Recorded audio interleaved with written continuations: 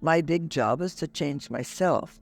But because I'm in the position of a teacher, also a parent and a grandparent, that there's a certain dharma in those roles, not to change, but to present and put before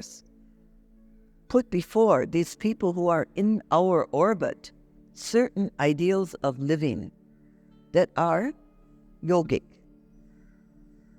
and that ask them and try to stimulate them and try to help them how they can achieve those ideals and try to make those ideals attractive to them.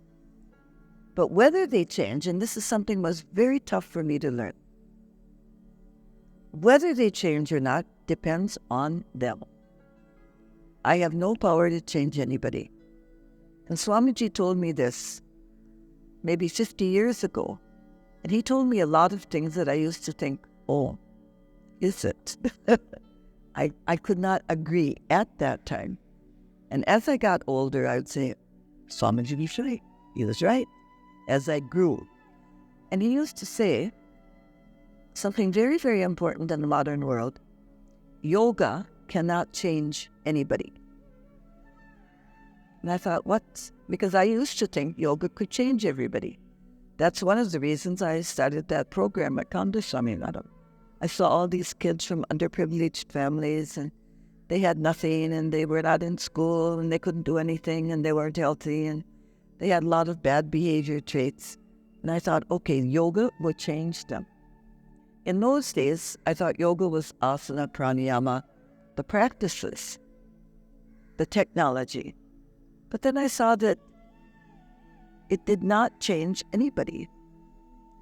Swamiji said yoga, when he said yoga, he meant yoga technology. He's not talking about conscious evolution. He's not talking about the higher ideas, the higher conscious concepts. He's talking about yoga technology, asana, pranayama, kriyas, mudras, jatis, that whole technology that we use. He would say, yoga will make you, that yoga technology will make you better what you are. So, if you're a thief, you'll become a better thief. If you're a cheat, you'll become more cunning, cheat. If you are mean, you'll become more clever at your meanness. It doesn't change that inner character. This is a very, very important lesson for me. Because I thought the asanas, the pranayamas would help the people to change. And it didn't. It simply made better what their inner character was, their samskara, their vasana. It made that stronger. And they became more clever at manifesting it. And he said, until the person wakes up in consciousness, until they wake up and become conscious, there can be no inner change.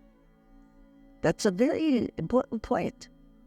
When you wake up and you are conscious that you're conscious, when you are aware, you're aware, then there's a possibility of change.